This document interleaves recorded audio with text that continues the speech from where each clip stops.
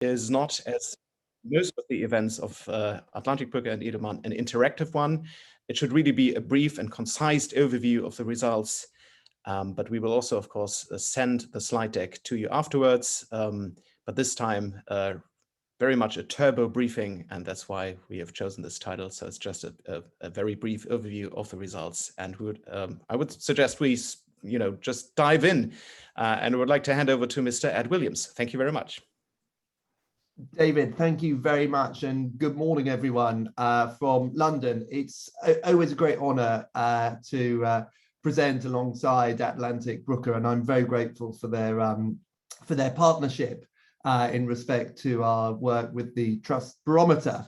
So look, as David says, this is an update on work that we presented earlier this year, and you will have seen in previous years as well. And the results we're going to take you through this morning are both fascinating and in some places a little concerning. They reflect, if you like, the Sturm and Dram of the past year and a half.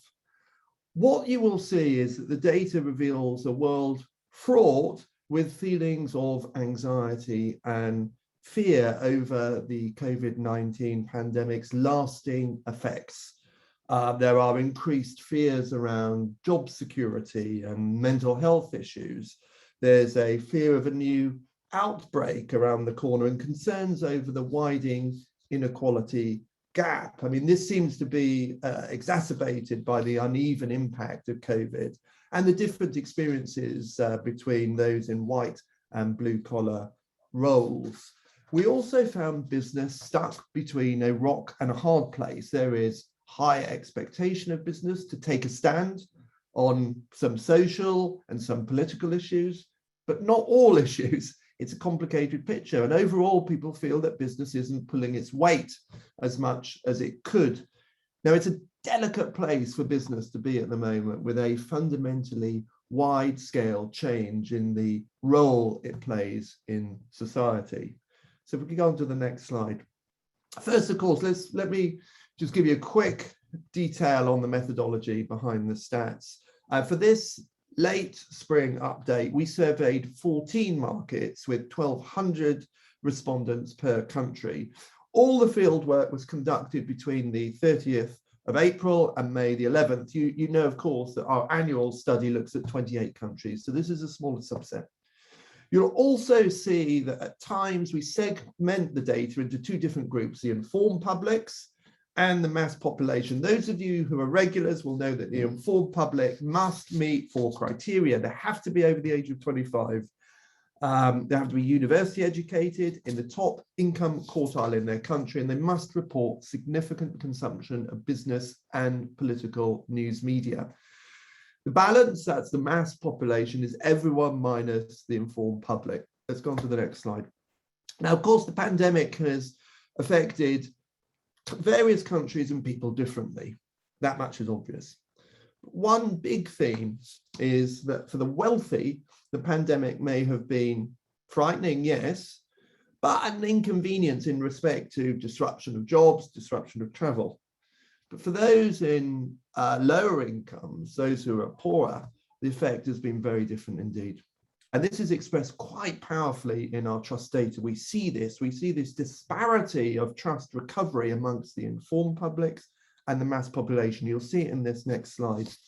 The most affluent informed public at a global level are more trusting of the institutions than the mass population by a double-digit margin in 13 of the 14 countries we looked at.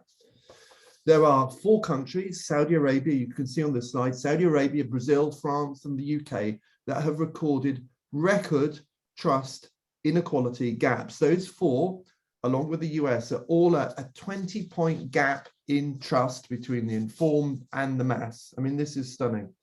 We are essentially seeing 2 groups living very different realities.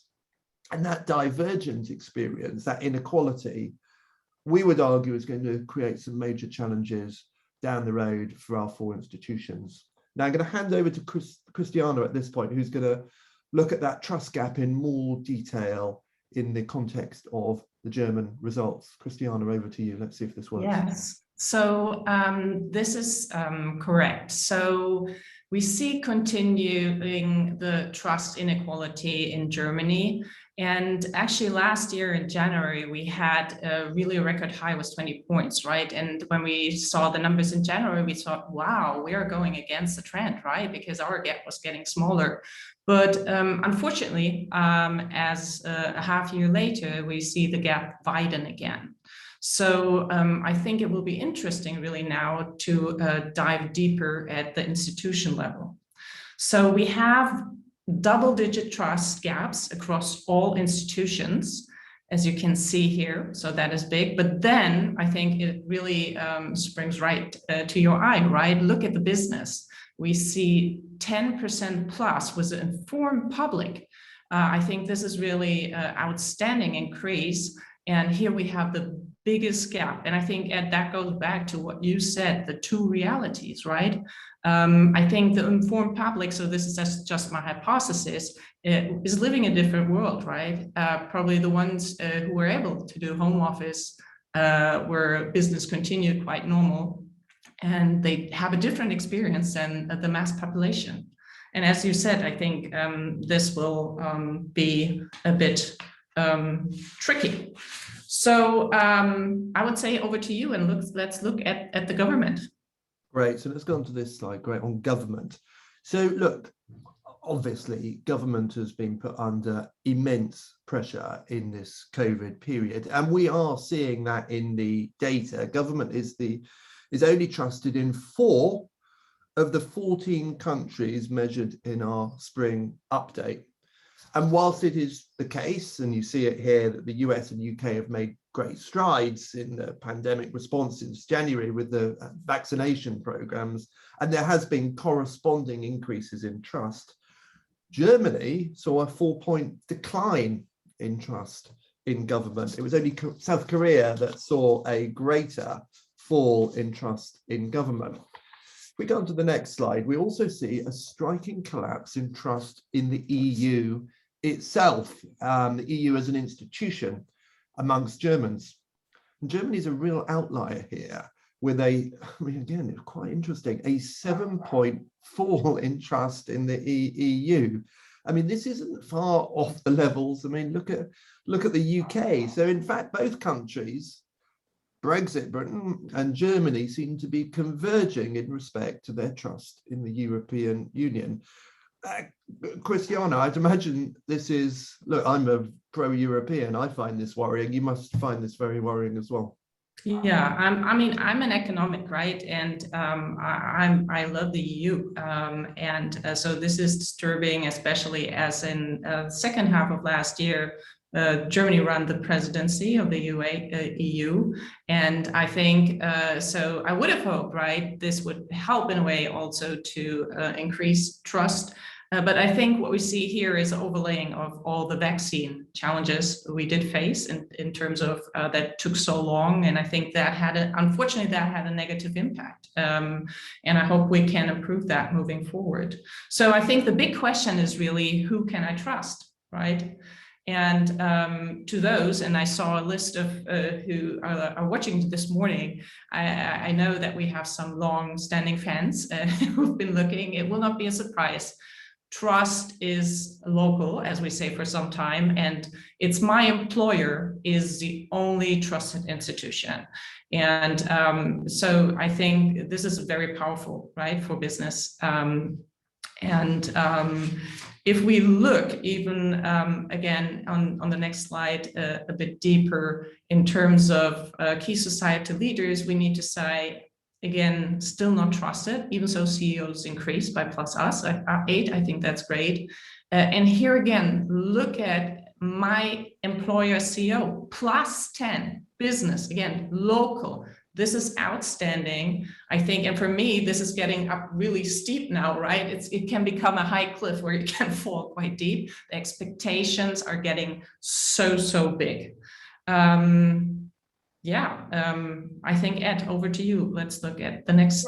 I've got to say, Christiane, that 10-point jump is kind of amazing, and there's a lot of expectation and a lot for employers, for business leaders and managers to get on with, because while the world has not fully recovered from the pandemic, it's definitely, and you're seeing it, it's left its mark in all kinds of places where the virus is receding, but things have changed. And we would definitely hypothesize that we're seeing a kind of long COVID, if you like, at a national psyche level. We're seeing how COVID has magnified these previous existing challenges and fears. And you see this in slide 13.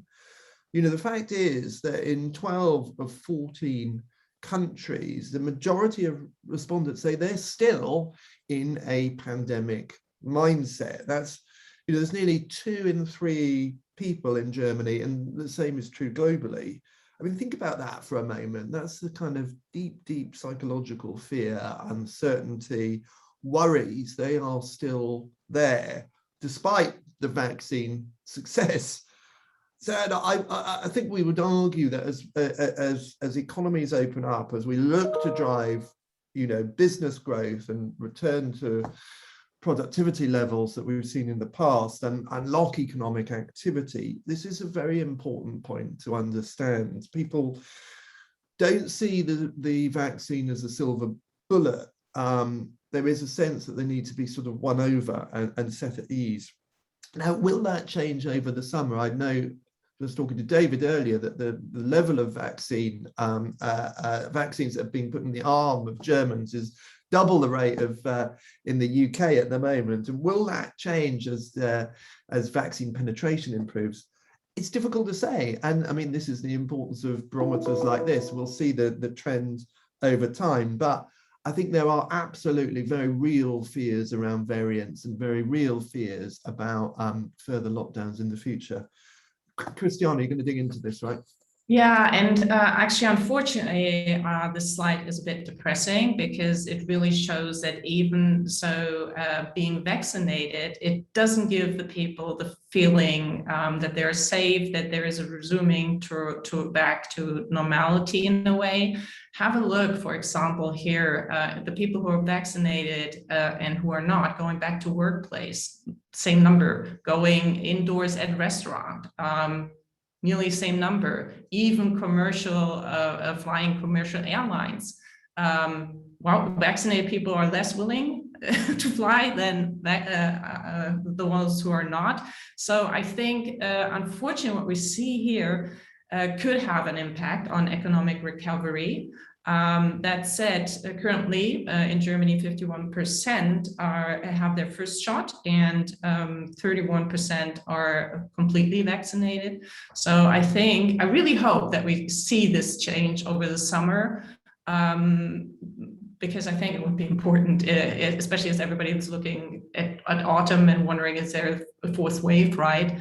So I really hope that we see a difference here. But I think for everybody, business going back to work, this is something to really look at, right? People are worried.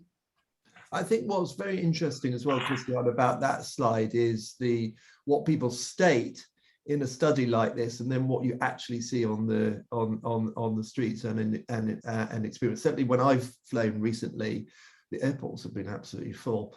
And you walk around central London and you can't get a restaurant booking. Everyone is out. So this is obviously presumably a very different group. There's probably the informed public versus the mass. I mean, we'll see. But look, what's very clear is with hearts and minds to be won, and this sort of pressing need for people to be reassured on the issues we just saw on the preceding slide, it is obviously of some concern that the government as an institution is not seen as performing as well as it could do amongst our 14 countries. If we flick onto the next slide, you can see that essentially there is a sense of a sort of void of kind of political leadership. When we ask people which of our institutions they trust the most to lead the world to a better future, you can see in developed countries, the number one choice is none of the above. It's not government, business, multinationals, NGOs, or the media in developing countries, they still place more faith in government to step up, though I wouldn't say it's a kind of resounding wave of support. So globally, we cannot agree whether government can be trusted to lead the world into a better future. Indeed, across a series of societal challenges, business is seen as performing better than government when it comes to delivering change. I think this is true in Germany as well, Christiane. Yeah, exactly. So this is exactly what we see in Germany. Here is a comparison, and business is outperforming government really across most society challenges. I mean, I think everybody would think business is better driving economic growth, right, and job creation.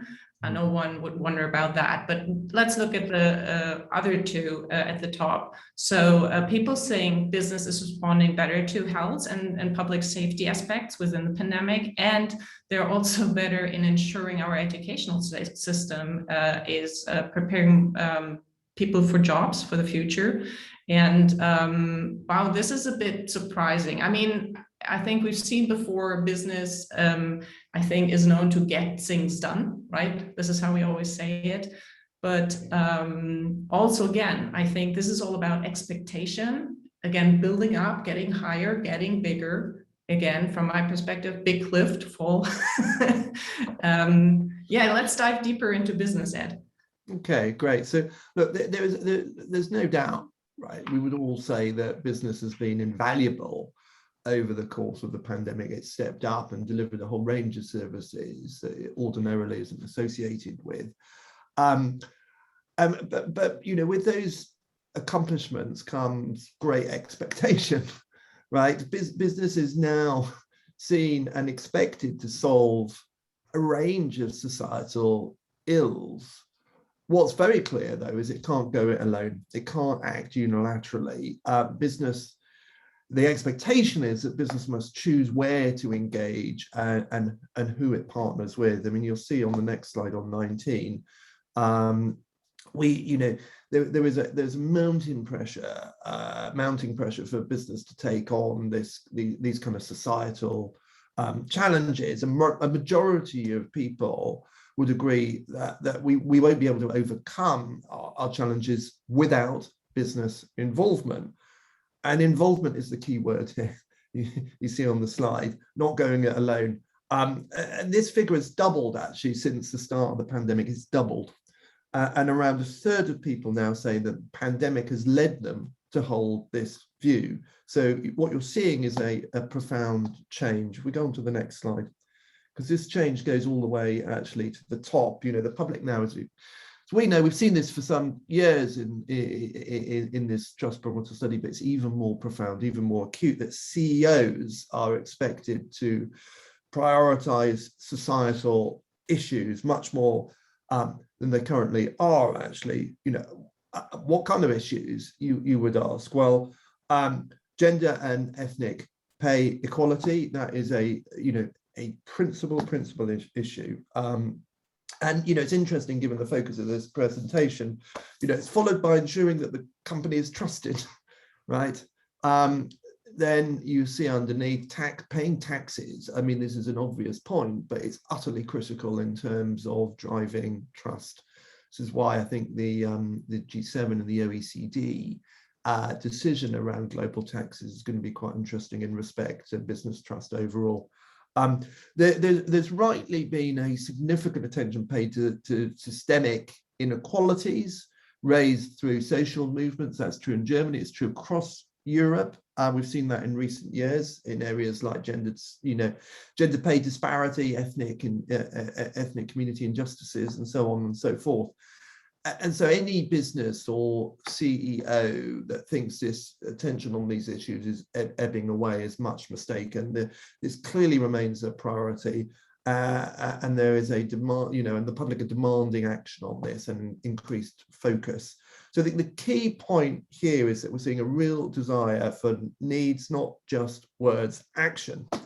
I think that is also true, Christiane, in Germany, though it's a very specific story there. Yeah, over 6 in 10 employees really expect their company to take action on society issues. And I think it's awesome to see that they really think they should do something in terms of reduce the vaccinate hesitancy.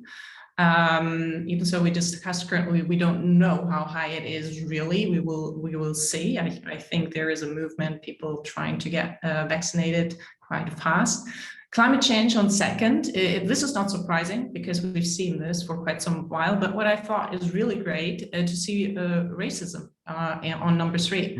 I think this is really seems to be a bit of a new development. It really correlates what you just showed, I think. I think it's really good this is brought up to the attention also that companies move on it and that they are trusted to do so. So if we dive one slide deeper here in Germany, actually this is third highest ranked out of the 14 markets. In Germany, there's more support from CEOs to be seen to prioritize on social rather than on political issues. But as we usually discussed this before, right, Ed said, isn't every social issue also a political issue? So, but you see here, I think for business, it's to really pick wisely and smart where they take a stand. I think here are a lot of data points to help you, but it really needs to be reflected within the business, right?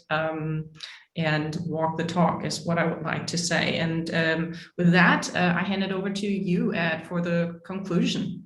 Thanks, Christiane. Look, I mean, it is very hard to be a CEO these days.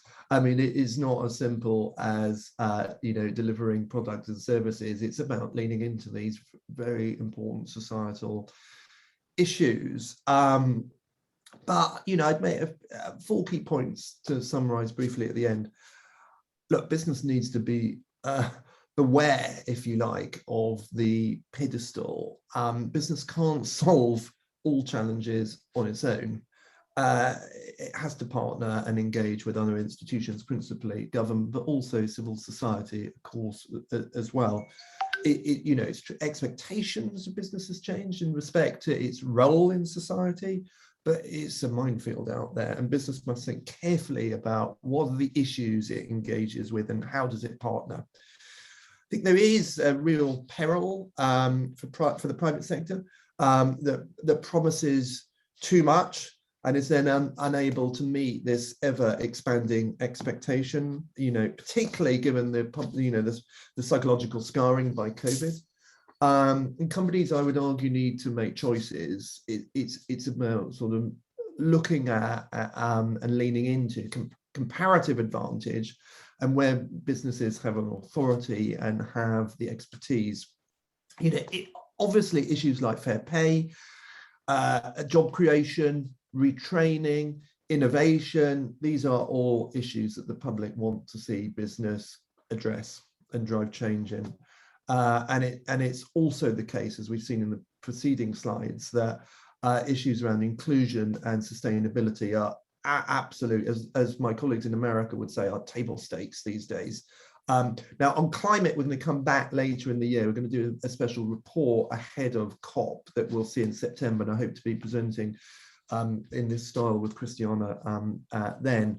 But it's clear to us that business should prioritize their employees from a communications perspective. We've seen this change over time, but it is so profound now, and it's really embedded.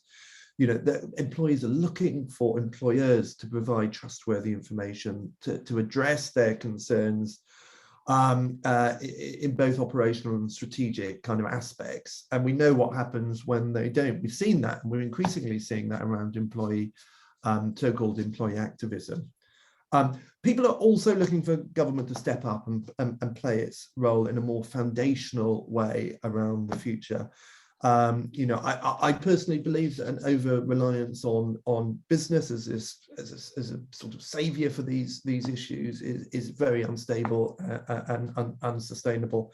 I think government needs to partner with business in a more sophisticated and profound way, and business must partner with government. There needs to be a kind of handshake model.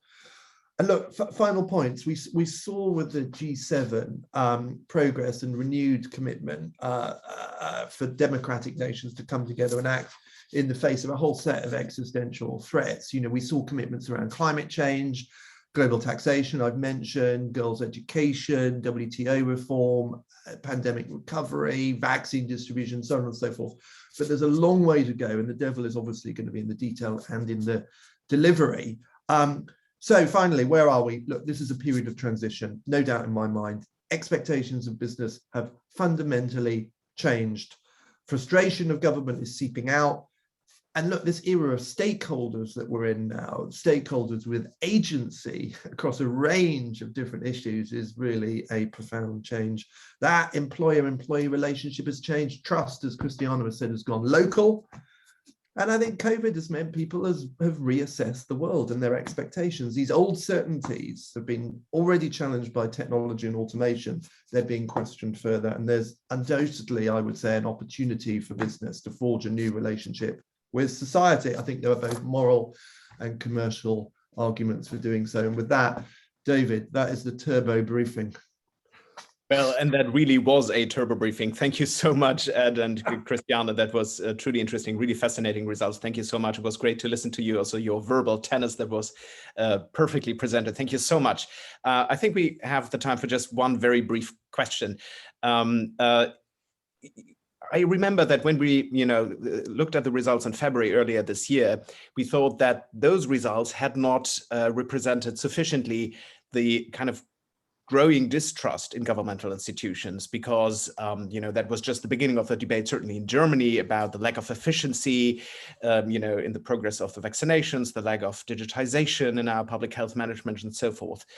Now we see that, of course, trust also in Germany has gone down a little bit ever since. But on the whole, compared to pre-pandemic times, trust in governmental institutions is still higher overall in Germany than it was, again, before the pandemic. Different picture when we look at the EU. Why is that so? I mean, I find that very interesting. So would that be on the balance sheet after all, a gain in trust in Germany, but in the EU, the opposite picture? Is that right? So I think the EU question is a really interesting one, because of course people experience the EU in lots of different ways. And we've got the council meeting, haven't we, I think in Brussels today and tomorrow. There is no doubt in my mind, I think there were two things. There's a short-term impact and there's long-term effects. The short-term impact is absolutely in respect to, I would argue, I don't know, Christiane, if you agree, around vaccine procurement and vaccine rollout. And there is no doubt a sense that in the early parts of the vaccine response, the EU was left wanting. And I think I say this as a Brit in London, I think what was interesting is that was clearly in stark contrast to what was happening in the UK. I think there was a surprise, indeed, there was a surprise amongst people who live in the UK that our response was effective, as effective as it was.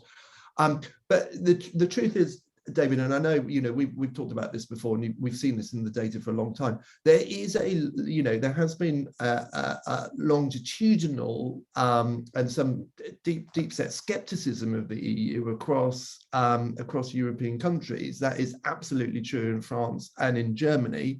It's true in Scandinavia as well. Now, will that bounce back? We'll have to see. I think what's really interesting in Germany, given where you are in the electoral cycle, is what's going to happen post Mrs. Merkel. She was such a huge figure on the European and international stage. Will her successors be able to command trust and attention in the way that she has? We'll see that. Obviously, it'll be hopefully it'll be quite clear when we go back into the field for our trust study that we'll present in January of next year. Christiane, would you like to add on that?